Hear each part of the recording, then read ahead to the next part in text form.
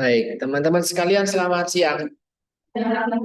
Ya, sore ini kita akan masuk ke proses asuhan gizi, bagian intervensi gizi, tetapi bagaimana ketika kita mengintervensi kasus di masyarakat atau di komunitas, gitu ya.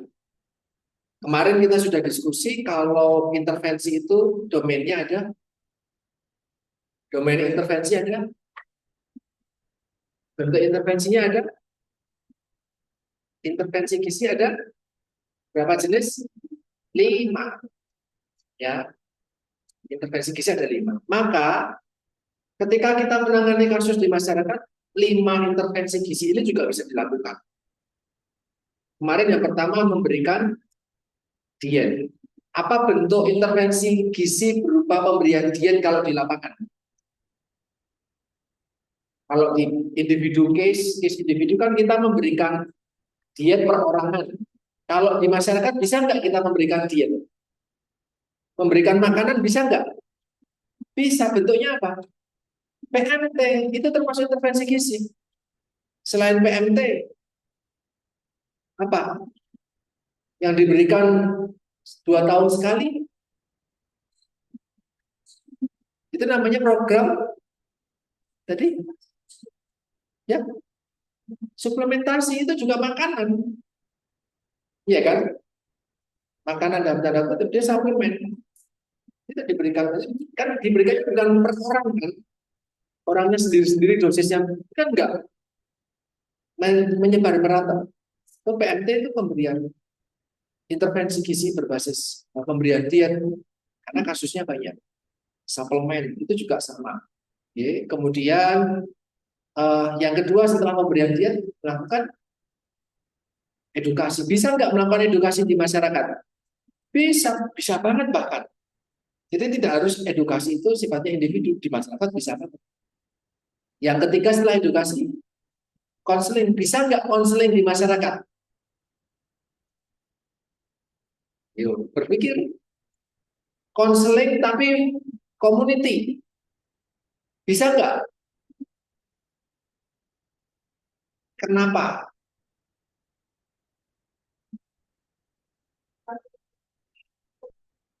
Oke, konseling sifatnya perorangan, khususnya kasus individu. Tapi kalau kasus individu, namun kasusnya ada di setting masyarakat, komunitas, bisa nggak? Bisa. Misalnya konseling ibu hamil. Itu ketika saya praktek di puskesmas pun, yang datang ibu hamil. Jam 8 ibu hamil, nanti jam 9 ada lagi calon pengantin datang. Kan permasalahannya sendiri-sendiri.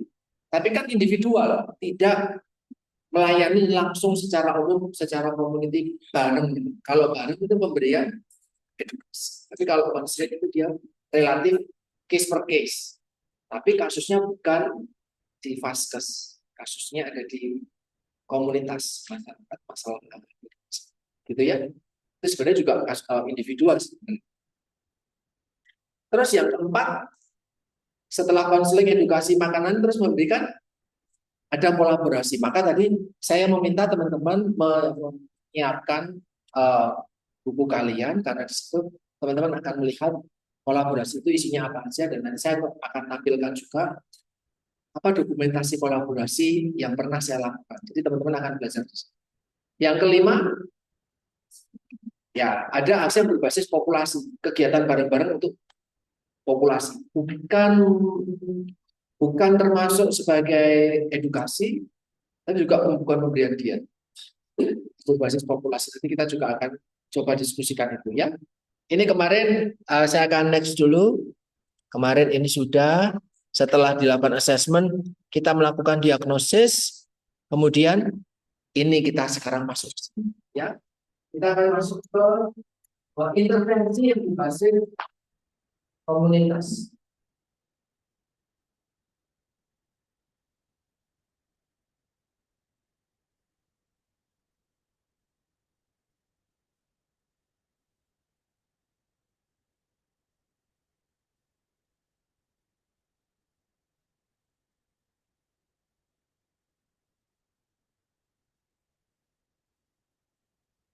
Belajarnya ke Pak.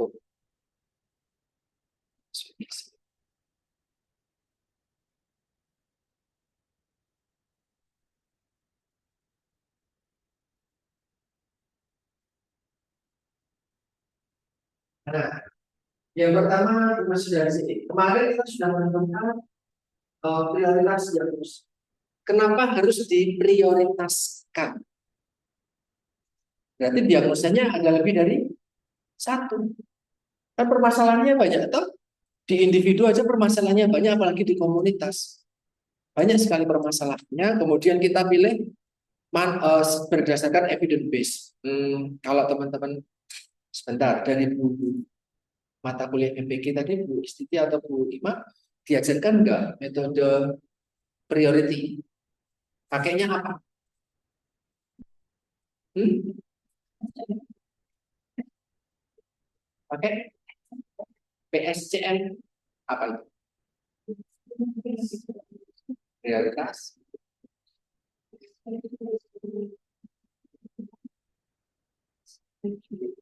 Oh, ya metodenya itu untuk memprioritaskan mana berbagai masalah yang mau ditangani dulu. Ya, itu termasuk salah satu cara untuk menentukan priority. Selain itu, ya teman-teman ada namanya eh, tabel USG. Nah, dipelajari di ada juga. Nah, sama permasalahan di masyarakat itu banyak. Kalian bisa memilih berdasarkan eh, urgensi, itu S-nya, severity, keparahannya, sama kemungkinan itu growth, bisa bertumbuh. Dari berbagai macam permasalahan yang terjadi di masyarakat, mana yang mendapatkan poin paling tinggi atau paling rendah, mana yang mau diutamakan untuk segera diatasi. Itulah nanti akan intervensi. Jadi ketika melakukan intervensi, kita butuh pendamping, kita butuh orang yang bisa membantu kita di masyarakat atau tidak. Sama seperti kemarin, kita planning dulu. Planning itu nanti isinya berapa lama, apa yang akan dilakukan, dan yang lain, sampai nanti doing-nya. Ya, program pelaksanaan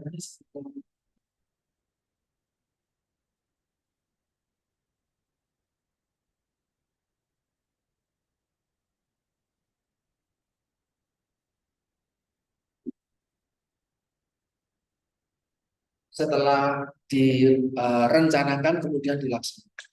Nanti kita akan coba cek contohnya. Nah, ini misalkan.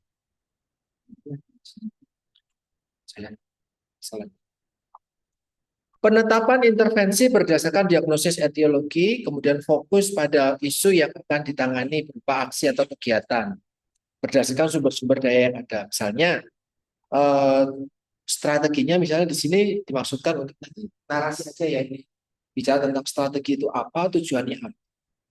Nah, ini konteksnya sama seperti kita kemarin bicara tentang intervensi di individual base, bahwa tujuan itu mengarah ke problem, kemudian strateginya itu mengarah ke etiologi.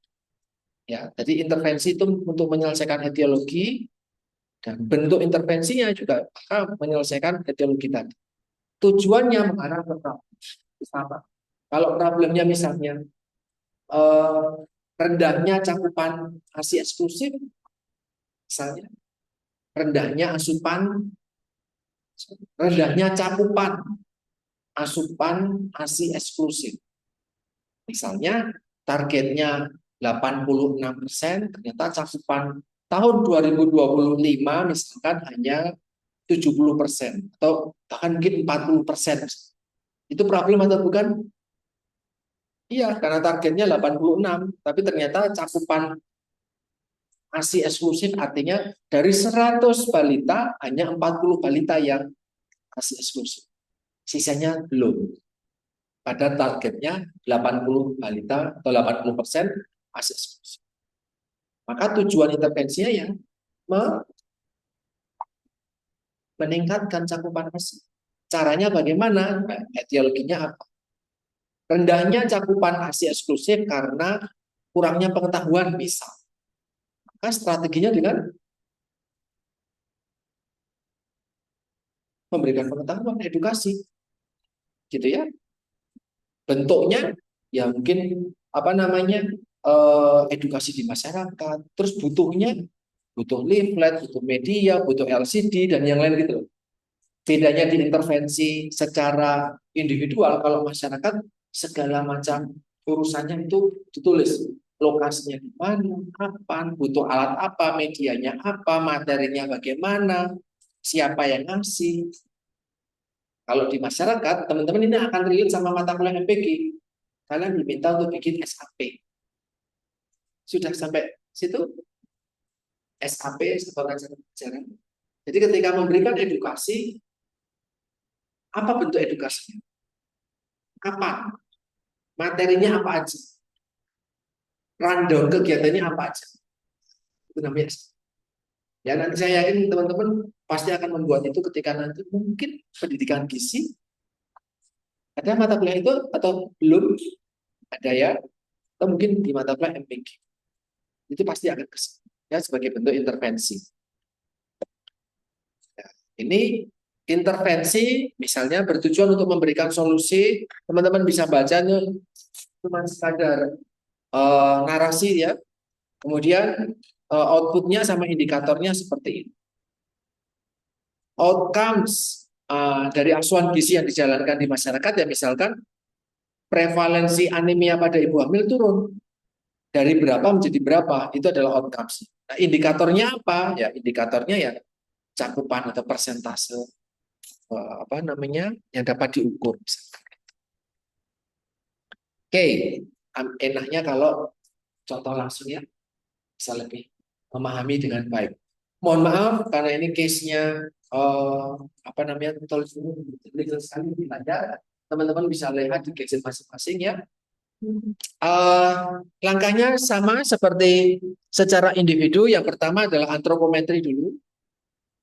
Kalau kita di masyarakat, kan sama kayak yang kemarin. Materinya kan masih mirip. Materi yang masyarakat kan gabung jadi satu.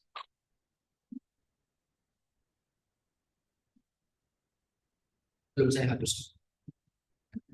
Ya, ini misalnya gini, di masyarakat ya, balita, balita, balita, balita. Nah, misalnya kita main di posyandu. Wes, udah lihat semuanya? Udah? Nanti sudah ya? Udah. Iya sudah? Udah. Dari depan sudah? Oke. Kita penilaian di posyandu. So, fokus dulu sebentar. No? Sama gadgetnya masing-masing silakan untuk melihat presentasinya. Prevalensi balita gizi kurang berdasarkan Z-score BB per U gitu ya. Itu nanti ada berapa eh, data-datanya, kemudian gizi buruk dan yang lain. Ini contohnya di balita. Walaupun kalau kita di masyarakat tidak selalu harus balita. Di Sleman, teman-teman sekalian, nanti kalau kalian praktek sudah mendengar istilah ILP, di MPG, ILP, integrasi layanan primer, belum. Jadi selama ini posyandu cuma siji toh, posyandu balita sendiri, lansia sendiri gitu tuh. Nah, di Sleman itu sudah banyak ada namanya ILP, banyak pilot project untuk ILP, integrasi layanan. Maksudnya adalah di posyandu itu tidak lagi adalah lansia balita, tapi lengkap, ibu hamil, balita, anak, remaja, terus kemudian mungkin juga pria haus ataupun ibu hamil tadi, sampai nanti sampai lansia. Jadi satu daur hidup itu ngumpul jadi satu. Kira-kira kekurangannya apa? Kalau sebuah kegiatan lengkap di situ, dari ibu hamil, balita, anak, lansia, kekurangannya apa kira-kira? Potensi masalah pocong, potensi yang mungkin terjadi apa?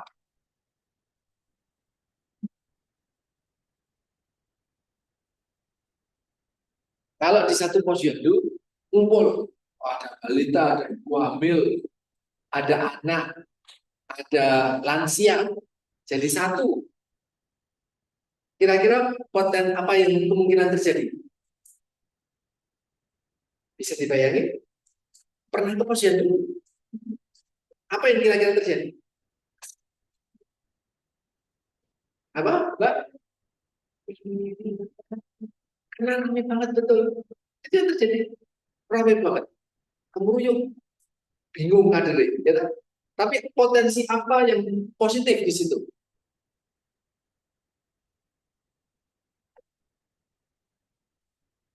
Bisa langsung memberikan intervensi banyak sekali ya.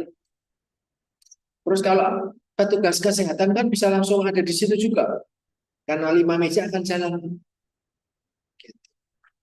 Permasalahan sekarang itu yang terjadi adalah orang yang harus dilayani, posyandu yang harus dilayani banyak, tapi tenaganya sedikit. Nah, kalau dikumpulin jadi satu kan simple. Nah, walaupun ya kurangnya adalah ya kemeruyuk. Kalau lokasinya gede sih nggak masalah. Kalau lokasinya kecil, balita yang ditangani dulu nangis rewel, lansianya yuk kita. Ya permasalahannya sendiri. Gitu, oke?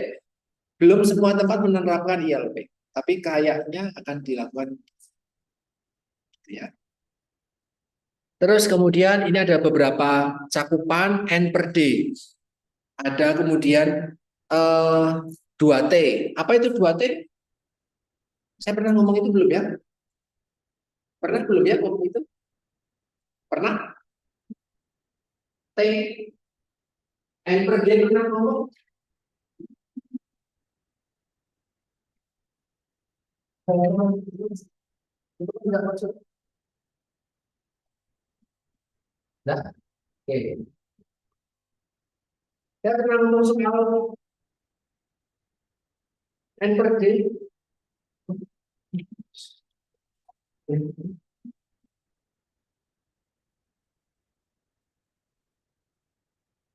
Ada kuliah nama,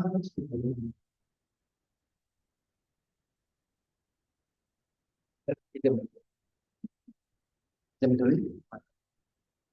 Ada istilah selain ini teman-teman ya, buat teman-teman yang mungkin lupa, jadi kalau kembali ada banyak hal yang perlu kita score. Jadi nanti ada 4, empat, kemudian nanti akan di atas 5 tahun itu juga ada skor, itu mati yang terlalu.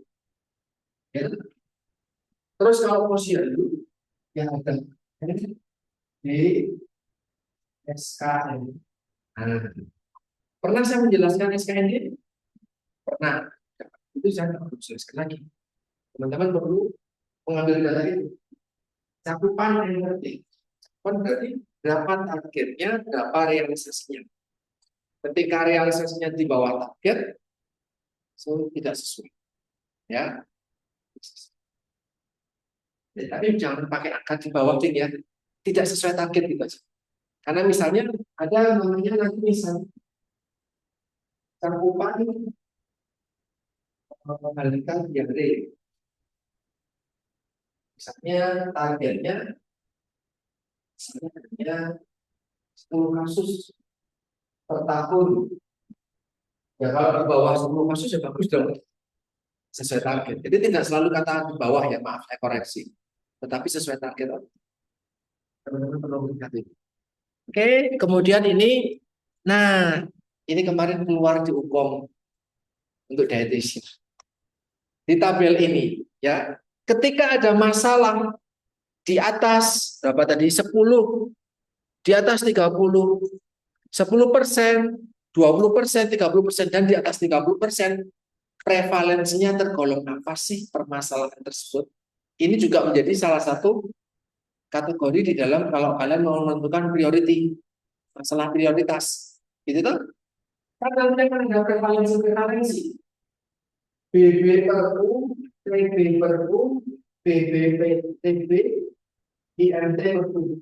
Misalnya, untuk yang skornya di bawah minus 3, kan berarti sudah jelek. Di bawah -3, sudah merah. Ini berapa? Misalnya di sini 21%, 30%, 19%, misalnya 15%. Nah, penentuan severity, keparahannya yang berdasarkan ini, prevalensi yang rendah, sedang, tinggi, atau sangat tinggi. Maka diupayakan bukan sekadar persentase angkanya gede. Tapi kita fokus sama yang lebih. Oke, 21% dan itu kalau prevalensi tinggi karena batasnya berarti 30. Prevalensi tinggi 30 juga prevalensi tinggi kan di atas sangat tinggi lain. Jadi sangat tinggi. Kalau 19 dan 15. Nah, stunting di Indonesia masuk kategori sekarang 24, itu 24. SSGI 24 19, berapa? 19,8 apa 18,9? Ya terbaru. Kemarin saya presentasi yang terbaru tuh presentasi SKI 2020, SSGI 2024. Isu ya, katakan isu kan. Jangan terkecoh dengan SKI 23 atau SSGI 20. Karena ada turun itu stunting. Tapi balita wastingnya naik kalau nggak salah. Itu wastingnya naik. So, dari menjadi berapa persen? Ya. Ada buku yang mencatat kemarin, teman-teman yang mencatat, karena datanya baru saya belum begitu hafal. Stunting berdasarkan SSGI 2024 itu paling baru tuh 19,8. Stunting stunting 19,8, sebelumnya berapa? 21. Berarti turun 1, sekian ya. 1,7 turun. 19,8 itu masih tergolong prevalensi sedang. Kalau target WHO untuk negara berkembang stuntingnya adalah 20%. Ya, 20% negara berkembang. Kalau di negara maju targetnya 5. Harus tidak salah. Masih jauh ya? Ya tidak apa-apa. Tapi kan kalau teman-teman membaca SSGI 2024 ada program atau proyeksi target yang tidak ngoyo. Mohon maaf, pemerintah yang sebelumnya itu kan ngoyo. Jadi targetnya adalah 14% dari 21 tuh, turun 7% sendiri dalam 1 tahun. Itu berarti balitanya harus dibunuh semua. Jadi ketika dihitung sedikit gitu loh, kan nggak mungkin, ya nggak mungkin kalau kayak gitu. Sedangkan yang tahun kemarin stunting, tahun ini bisa nggak masih stunting? Masih, kan balita diukurnya 5 tahun sampai dia usia 5 tahun. Jadi kan tahun pertama dia masih stunting, tahun usia ulang tahun kedua masih stunting, kan masih masuk hitungan terus. Bisa nggak yang usia 5 ketika di tahun kemarin diukur kan besok sudah nggak diukur lagi tuh? Ya, nggak peduli amat, dia masih stunting atau enggak. Bisa nggak yang keluar atau lulus tadi lebih banyak dibandingkan yang lahir dengan stunting? Nah, itu kalau teman-teman baca, laju pertumbuhannya semakin tahun semakin membaik. Dan kita akan mendapatkan target mungkin sampai 14 atau bahkan mungkin sampai 5. Itu tahun berapa? Itu lama banget itu. Ya, nggak bisa langsung muncul.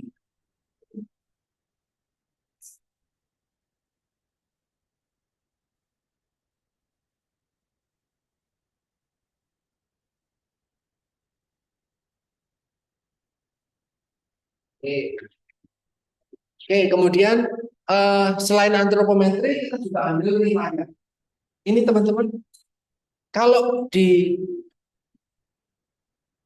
komunitas kita ambil data riwayat gizi atau R itu seperti ini. Kemarin vitamin A-nya berapa sih cakupannya? Kan cakupan vitamin A cuma bisa 2 tahun sekali, 2 tahun, setahun 2 kali. Kalau sekarang bulan Mei, kan berarti ambil cakupannya bulan Juli,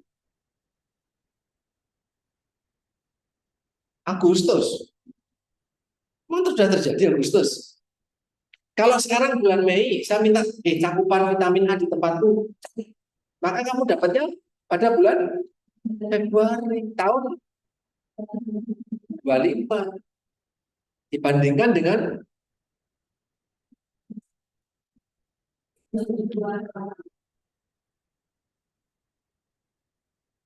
Februari 25 itu kan what is-nya, faktanya harus dibandingkan dengan, masa dibandingkan dengan fakta juga, dibandingkannya dengan Agustus 24 itu kan juga fakta juga. Target target di tahun 25, paham? Mulai bingung ya. So kalau remedi nggak apa-apa ya, kan kemarin remedi tuh nggak apa. Sudah belum? Oh sudah. Masih remedi? Nggak tahu hasil. Sudah. Lulus lagi? Ada yang belum? Masih KRS ya? Masih KRS. Oke. Jadi yang namanya permasalahan itu what is dibandingkan what so. Apa yang harus cakupan dibandingkan sama target, ya. Kalau mau dibandingkan dengan cakupan juga tahun sebelumnya boleh, tapi untuk melihat permasalahanmu itu makin tinggi, meningkat atau makin menurun, itu aja. Tapi nggak ngomongin soal itu masalah bukan, ya. Ini nanti adalah contoh-contoh riwayat gizi PMBA. Kalau anak-anak kemarin saya main bola, wah Mas Dian ahli gizi tuh, Ribon, anak saya nih loh Mas, kata dokternya berat badannya oke kalau berdasarkan tinggi badan. Oh, tapi kalau berdasarkan tinggi badan berdasarkan usia, anak saya stunting masih. Bangga aku bilang kayak gitu. Kecil. Saya langsung, oh ini tingginya nggak sampai 80 nih. Usia berapa? Ternyata baru 19 tahun, nanti 19 tahun. 19 bulan. Ini belum ada 2 tahun. Tapi tingginya di bawah 80. Masih kecil dong. Pendek. Udah bisa lari-lari. Karena usia memang itu bisa lari, tapi kan pendek.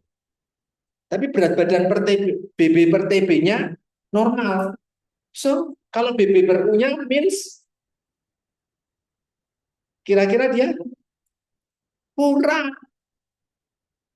Dia nampak normal karena kecil.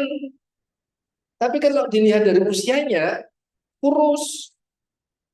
Kalau tinggi badan berdasarkan usia, dia pendek. Jadi jangan bangga. Kalau dengan IMT, maaf, tanda kutip, secara IMT normal. Tapi kalau dilihat berdasarkan usia atau tinggi badan berdasarkan usia atau berat badan berdasarkan usia, ya, saya tanya, kok bisa? Ada apa? Sakit? Enggak, pernah sakit. Maka saya akan mencoba melakukan ini, riwayat gizinya kan. PNBA-nya dulu saya tanya. Saya ngomong sama istrinya, jangan aja deh. Kalau sepak bola kita kan sama anak dan istri, kita kumpul. Katanya, jangan makasih makannya apa? Lah anaknya kalau mau cuma nasi putih tok, Mas. Loh, nasi putih tok ya kok kayak nasi putih? Iya. Ya kamu turutin. Iya. Ya wis itu yang bikin. Iya kan? Anak masih tumbuh kembang, masih ASI, masih ASI dulu kok. Nasi putih dulu. Kira-kira apa yang betul? Yang betul apa? Nasi apa ASI? ASI dulu kan makanan pendamping. Yang didampingi adalah ASI. So yang paling utama adalah ASI dulu, baru dikasihkan nasi. Itu dia sudah makanan keluarga, sudah. Tapi kadang cuma mau nasinya aja ya. Dikasih, iya, nasinya aja. Mungkin nggak pernah atau jarang dikasih. Makan badannya kecil, kasihan saya. Kan jadi gampang sakit. Ya, terus apa potensi tumbuh kembangnya jadi nggak optimal. Gitu ya. Ke individu tersebut. Kalau sudah individunya, saya akan lebih lebar lagi. Ada nggak kira-kira pemberian PMP di tempatmu? Kalau dulu, saya lupa di meja saya di ruangan saya tuh media banyak banget itu. Kalau dulu kita dapat biskuit, biskuit MPRC, kok biskuit, biskuit PMT, PMT. Yang kemarin kalau di Twitter ranking biskuit paling enak di Indonesia nomor satu katanya PMT. Orang kok gimmicknya gitu ya. Walaupun katamu enak, cakupan PMT biskuit rendah, nggak ada ya. Dikit ibu hamil ngemil PMT itu, kecuali orang yang nggak hamil malah suka. Siapa yang makanin nggak gitu? Siapa yang makanin biskuit PMT ibu hamil? Ada yang pernah lihat di ruangan saya ada tuh saya nggak kepikiran buat apa. Ada tuh saya punya bayangan itu sudah expired. Kalau mau keras banget itu, kayak biskuitnya tentara, tapi lebih keras punyanya tentara. Kalau tentara itu punya PMT juga buat tentara, yang harus dimasukin air dulu biar dia bisa lembek. Kalau enggak, oh begini sampai kewel. Karena memang kalorinya tinggi, itu tinggi banget kalorinya tuh. Tentara tuh punya biskuit, sama punya minuman kayak energen, tapi warna plastiknya hitam. Ada yang keluarga dari tentara, polisi tentara? Ada? Pernah? Oh, teman. Ada.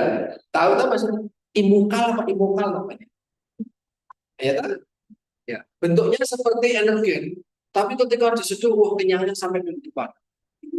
Wah itu kalorinya gede banget ini Pak. Biskuit atau biskuit, wadahnya itu, sasetnya warnanya hitam. Tapi itu memang untuk tentara ya, sama polisi yang memang kebutuhan kalorinya gede. Tapi kalau untuk ibu hamil sudah ada sendiri formulasinya. Ya, kita tanya itu pemberian. Nah sekarang sudah nggak pakai biskuit itu lagi. Kita sekarang pakainya apa kalau di Sleman? Gue baru kuliah tadi maka saya recall ini. Nggak nanya atau belum? Kita kan program gizi.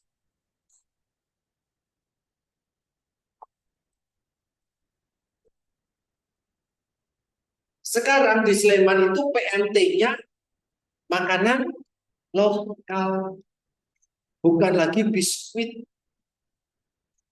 Ya, PMT-nya makanan lokal. Maka kemarin ketika saya praktek di puskesmas, setiap pagi subuh bikin makanan lokal tuh, pakai tupperware gitu.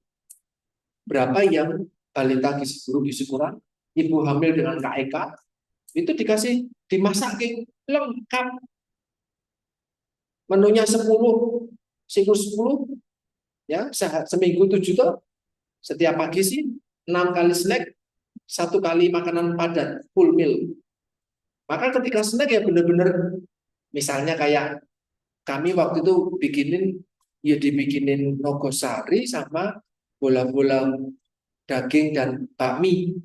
Jadi bola-bola daging sapi atau ayam, toh, terus sama cincangan mie, terus kemudian digoreng, itu kalorinya padat banget itu. Tapi buat snack, apakah dimakan?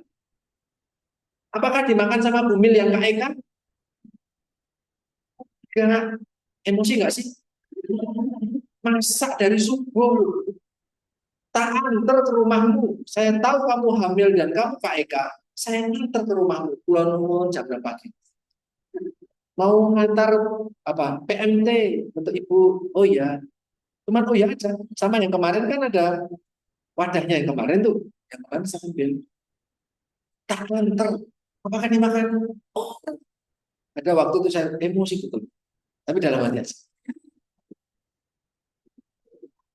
Dalam hati aja. Kan gimmick kan. Ada sih mbaknya, orang tua dari ibu itu keluar. Tumben kok mas-mas yang ngantar gitu. Ya, si si A lagi di kamar mandi. Opo kuwi? Maksudnya menu hari itu apa gitu. Oh, gitu. Wah, mamiku aku gitu. Terus anaknya datang tuh yang hamil. Oh, memang kurus Kak Eka. Batasnya Kak Eka lengannya berapa? Nah, coba lihat. Pius nggak usah, kamu cowok. Coba lihat, ada yang Kak Eka? Ya bukan pakai tangan ya. Ini bukan penggaris atau bukan apa.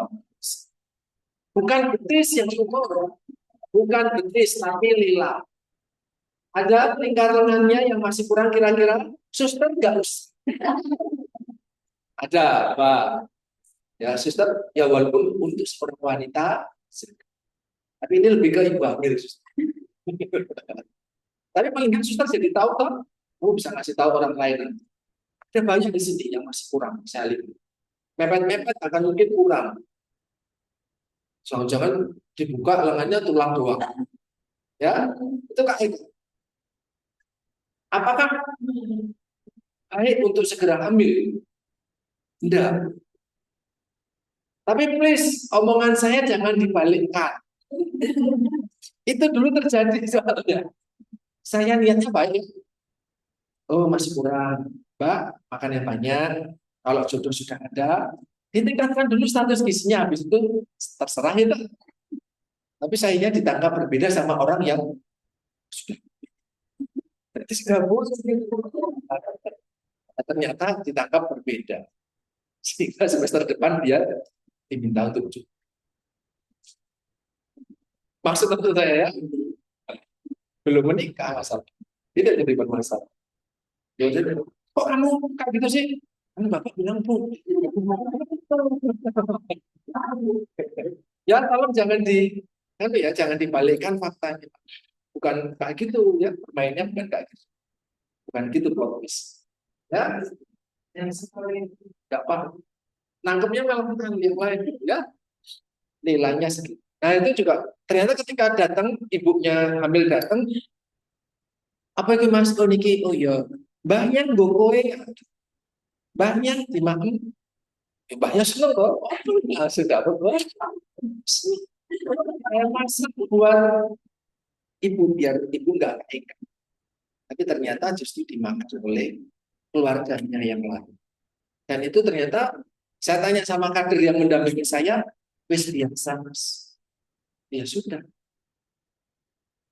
So niat baik dari pemerintah tidak selalu. Kenapa itu diganti makanan lokal? Kan lidahku lebih cocok sama makanan lokal. Ups.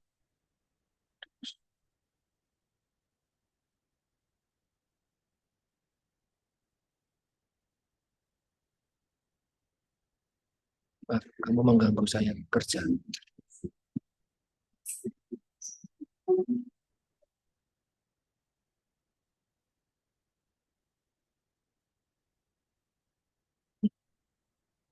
Oke, sama aja.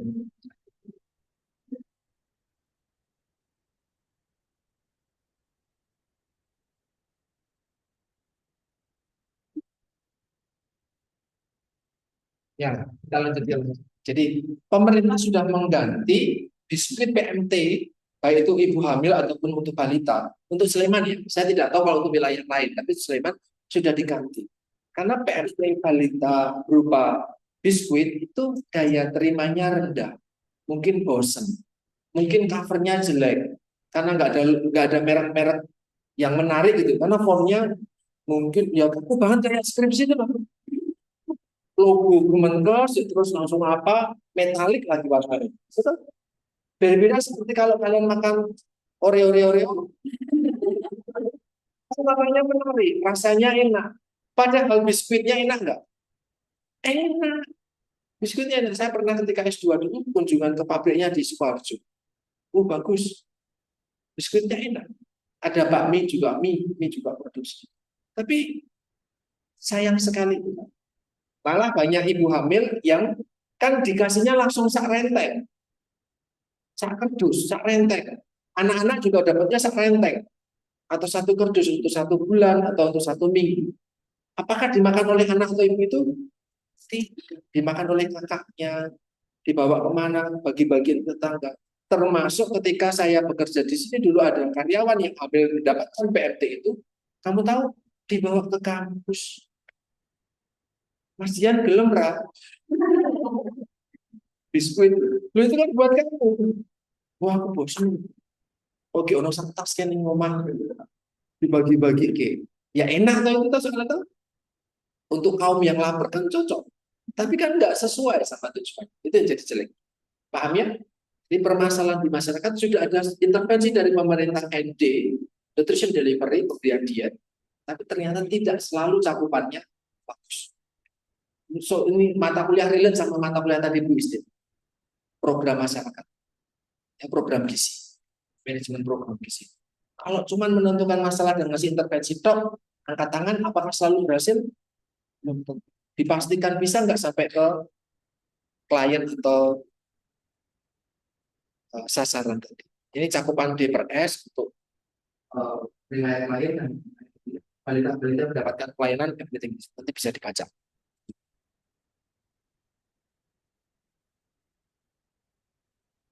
Nah, ini contoh diagnosis gizi teman-teman. Tingginya proporsi balita kurus di puskesmas tahun 2022 berkaitan dengan etiologinya. Ditandai dengan supaya energinya itu 60%, targetnya di atas 70%. Tapi ternyata hanya 60% yang bisa mayoritas atau 60% itu ternyata asupan energinya masih di bawah 70%. Ya, yang sudah di atas 70% ternyata hanya sekitar 40.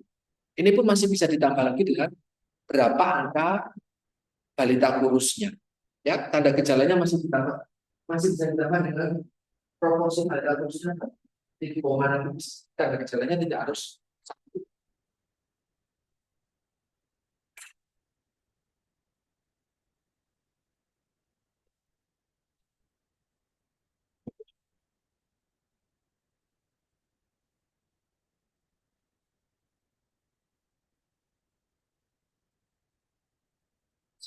Ya, ya. Contoh intervensi gizi. Nah, ini penyuluhan. Teman-teman ketika ke puskesmas kemarin ngapain? Puskesmas, sorry, posyandu ngapain? Bantuin ngukur aja. Tok, ada yang ngasih edukasi. Sama berarti di sini. Memberikan penyuluhan. Apa topiknya yang kemarin?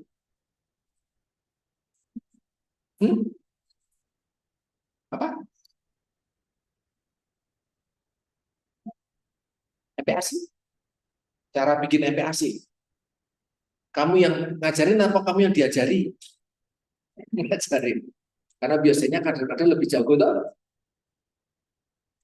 PMBA, PHBS, suplementasi, PMT, vitamin A, kemudian pemantauan pertumbuhan. Karena ternyata tidak semua ibu hamil bawa anaknya buat ditimbang. Enggak selalu. Saya pernah penelitian 2 tahun bareng CDC Atlanta dari Amerika. Saya penelitian di Gunung Kidul. Ada yang warga Gunung Kidul di sini? Oh, kamu lagi? Satu, Mbak. Gunung Kidulnya mana, Mbak? Wonosarinya mana? Pandansari sama gereja di kecil ada di situ kecil. Di dalam. Saya di Pandansari juga. Ah, ada tak? Mananya?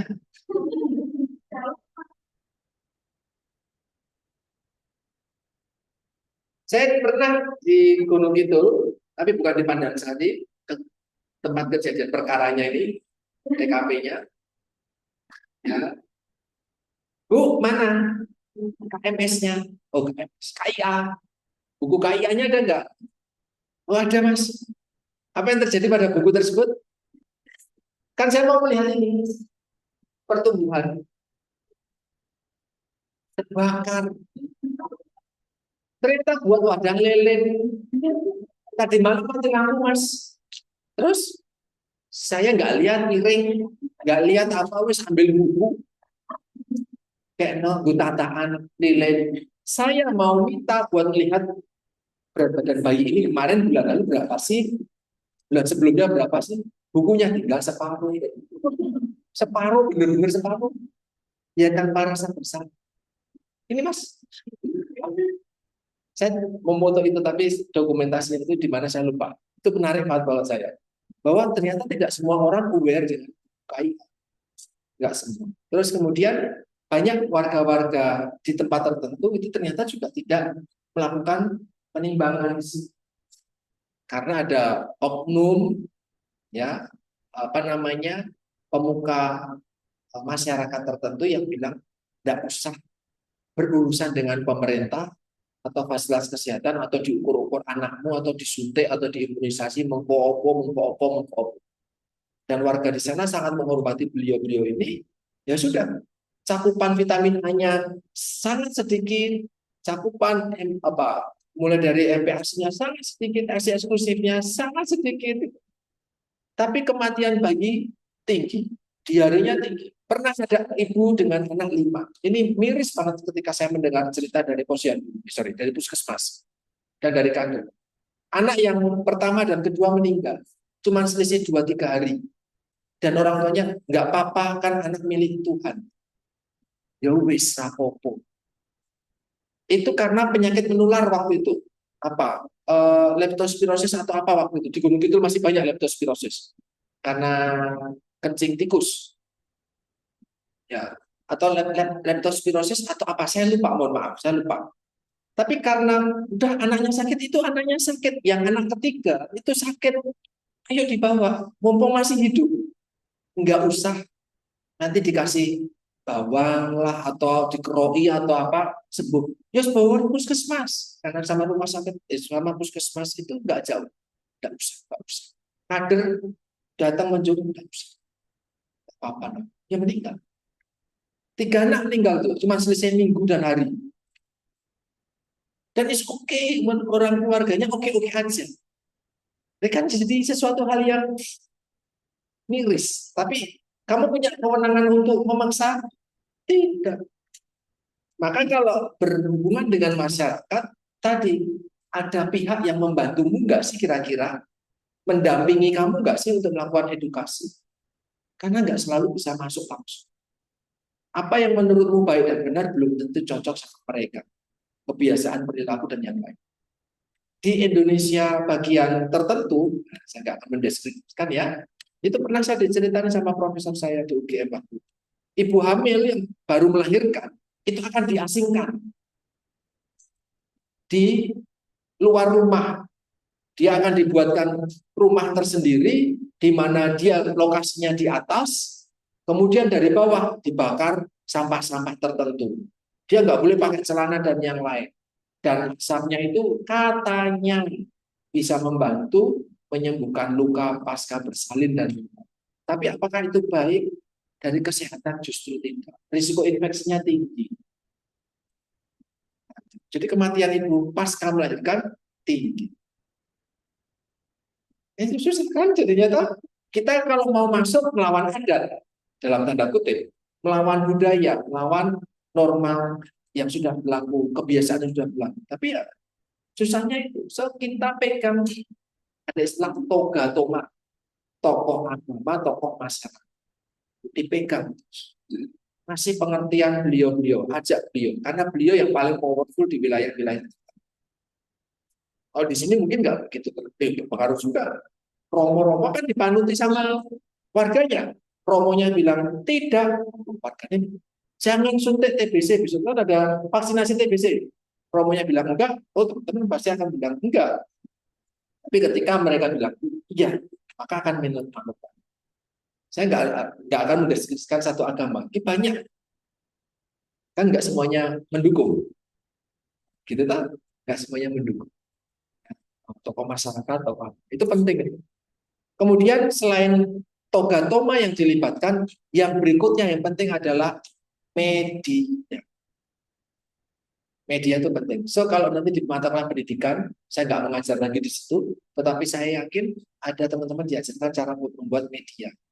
Bukan cuma leaflet terus-menerus, nek balita yang menjadi sasaran, yuk kok kayak leaflet ya, lansia kok kayak leaflet ya, itu, oh gitu, tulisan apa nih, buat digini-gini, malah makin nggak jelas, ya nggak cocok. So bikin media yang sesuai, ya. Nah, berikutnya adalah koordinasi asuhan gizi. Nggak bisa teman-teman kerja sendirian, tidak bisa kerja sendirian. So gabung sama lintas sektor atau lintas program, ya. Kalau program itu berarti konteksnya di kesehatan. Kalau sektor itu bisa jadi di luar kesehatan. ya, lintas program, lintas sektor. Terus ini alur penanganan gizi buruk just to know, tapi nanti ketika dietetik teman-teman akan belajar ini lebih dalam. Ini monitoring nanti ya. Oke, sebelum itu sebentar ya, saya akan share lagi soal ini.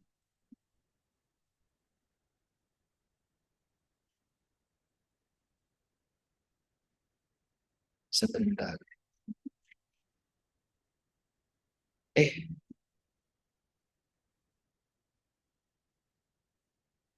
oke. Kolaborasi. Kelihatankah di atas? Sudah kelihatan? Oke. Berikutnya kita tentang kolaborasi. Tadi ketika di masyarakat ya. Sekarang kolaborasi. Sebentar, saya panggil Bang. Itu tadi ketika kita di setting di community atau di masyarakat. Kalau setting di klinik, teman-teman makin nggak bisa kerja sendirian. Kalian harus berkolaborasi dengan tenaga kesehatan yang lainnya. Nah, ini contoh laporan saya ya. Nanti teman-teman silahkan di adopt, dipelajari. Kita ngapain, orang lain ngapain. Kita ngapain, PPA atau profesional pemberi asuhan yang lain ngapain untuk pasien kita. Saya menangani pasien di penyakit kritis, dapatnya makanan enteral. Ya, fokusnya itu ya, makanan enteral, makanan lewat pipa. Apa yang harus saya lakukan, apa yang orang-orang, teman-teman perawat, dokter lakukan? Teman-teman saya akan bacakan. Ya, ini dietitian, ini saya menyediakan makanan. Apa yang perawat lakukan? Maka saya seperti ini. Saya bersama perawat akan menggali informasi tentang perkembangan pasien di dalam tempat. Jadi perkembangan pasien itu setiap hari, setiap jam itu dipantau sama perawat. Kalau di ruang bangsal kritis. Yang 24 jam bersama pasien adalah perawat. Saya kalau suruh. Kan gitu. Maka saya mau tanya, tadi malam apa yang terjadi? Sore hari apa yang terjadi? Target dari dokter apa yang terjadi? Perkembangan pasien apa yang terjadi? So, saya tanyanya sama. So, perawat menyediakan updating data. So, saya harus ngomong sama perawat gitu, untuk mendapatkan targetnya. Saya memberikan makanan enteral. Jam-jam malam, jam 8 malam ada makanan enteral, jam 10 ada makanan enteral. Jam 8 sampai jam 10 kan saya sudah tidur. Dan di rumah. Yang ngasih makanan adalah perawatnya, tapi saya sudah prepare sejak sore. Ini nanti buat malam, ini nanti buat sore, ini buat besok pagi dan yang lain. Nah, mereka yang akan memberikan. Nah, apa yang mereka berikan, sukses atau tidak, lancar atau tidak, diberikan 100% atau tidak, ada sisa atau tidak, perawat yang akan memberikan update data. So, saya berkoordinasi dengan mereka. Perawat dan dietitian berbagi informasi tentang pemberian jenis. Kemudian kualifikasinya, di mana perubahan ke total parental, pemeriksaan fungsi di bloodstream, lewat perawat saya mendapatkan informasi tentang kualifikasi dari pasien. Tanda-tanda vitalnya pasien seperti apa sih tadi, Bang? Ada perubahan nggak sih? Ada perbaikan atau nggak sih? Terus kemudian pasien saya tuh dipasang WSD karena ada kontusio pulmonum. Jadi ada memar atau memar di paru. Jadi parunya bengkak pecah. Jadi di situ ada darahnya banyak, cairannya banyak. Nah, cairan itu harus dibuang lewat alat namanya WSD. Nah, berapa banyak cairan sudah dibuang, WSD-nya aktif sejak jam berapa dan berapa, itu saya tanyanya sama perawat karena dia yang tahu semuanya. Nah, kemudian ventilator, alat bantu pernafasannya ternyata berubah-ubah. Tergantung kemampuan pasien. Semakin jelek, semakin disesuaikan ventilatornya. So, saya harus tanya kemampuan bernafasnya pasien. Kemudian jalur intravena lain, IV lain yang baru. Normalnya dipasang di satu lengan, tapi ternyata atau dua, lengan kanan kiri dipasang. Tapi ternyata tambah obatnya, sehingga perlu dipasang jalur intravena atau infus yang baru di kaki. Jadi tiga, tubuhnya terpasang tiga intravena yang baru. So, saya update-nya dari itu yang bertanggung jawab perawat. Sampai sini paham? Ya. Kemudian dengan dokter, Dengan dokter saya berkolaborasi, makanannya tadinya itu lewat sonde, namanya full apa namanya, eh, bukan titrasi tetapi namanya full mealnya itu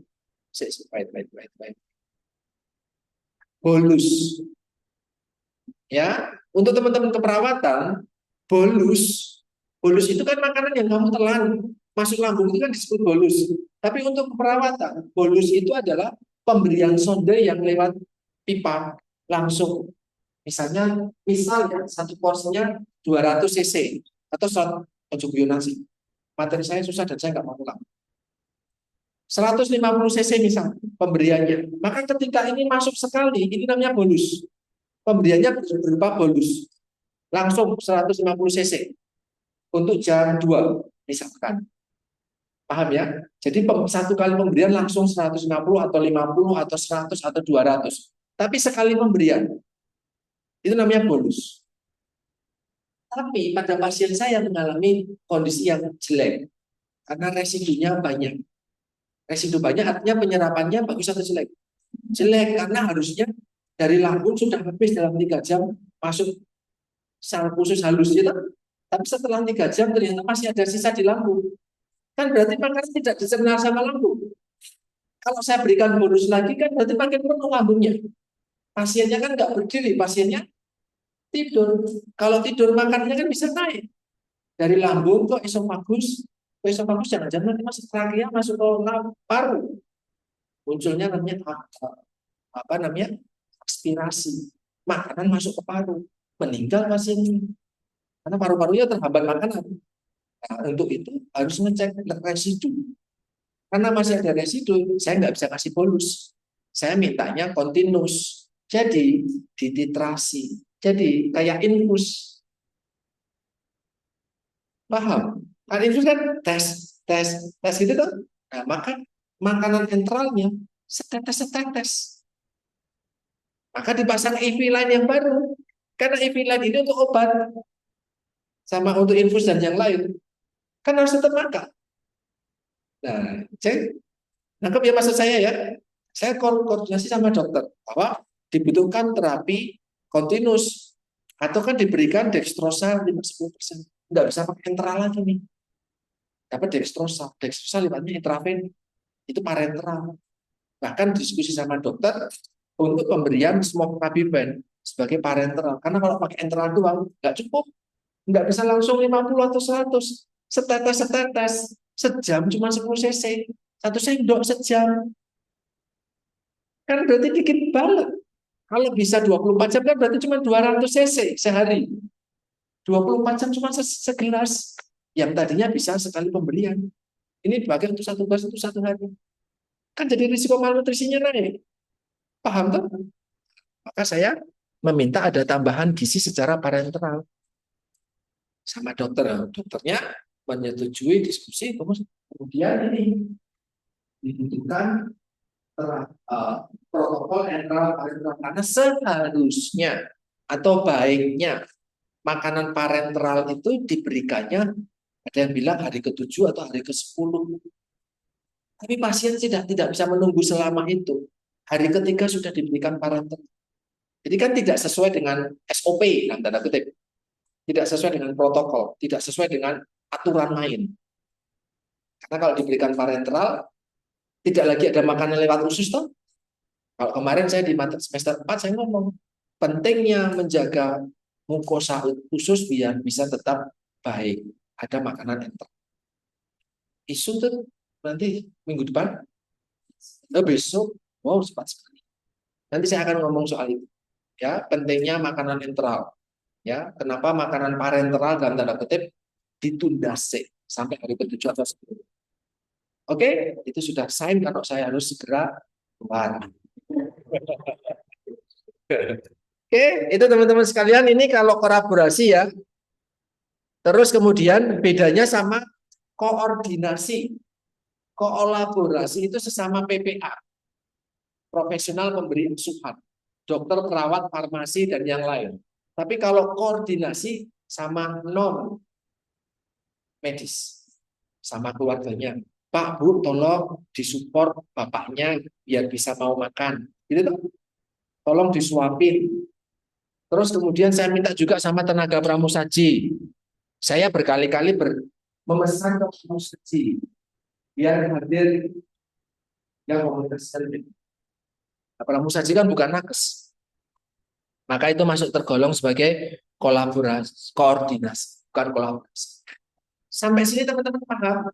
Ya, oke. Terakhir, kalau kalian buka di halaman agak belakang untuk intervensi, teman-teman bisa melihat bentuk koordinasi gizi dan intervensi populasi berbasis aksi. Sorry, aksi berbasis populasi, aksi gizi berbasis populasi. Di sini termasuk referring, artinya merujuk ke tenaga kesehatan yang lain itu juga bisa. Ya, sosial marketing, kemudian komunikasi massa, aksi politik dan yang lain. Itu bukan edukasi, bukan konseling, tetapi aksi berbasis community. Ya, ada tuh kecil-kecil di balik lagi ada juga. Ya, aksi berbasis populasi itu banyak kegiatannya. Iklan di media massa dan yang lain itu termasuk aksi berbasis populasi. Oke, teman-teman sekalian, mohon maaf karena saya ada diskusi dengan korban PPKS. Ada yang mau ditanyakan dulu? Sampun? Oke, terima kasih. Kita akan diskusikan dan mata kuliah ini materinya akan relate dengan mata kuliah lain. Teman-teman nanti bisa mengikuti update. Terima kasih. Selamat sore.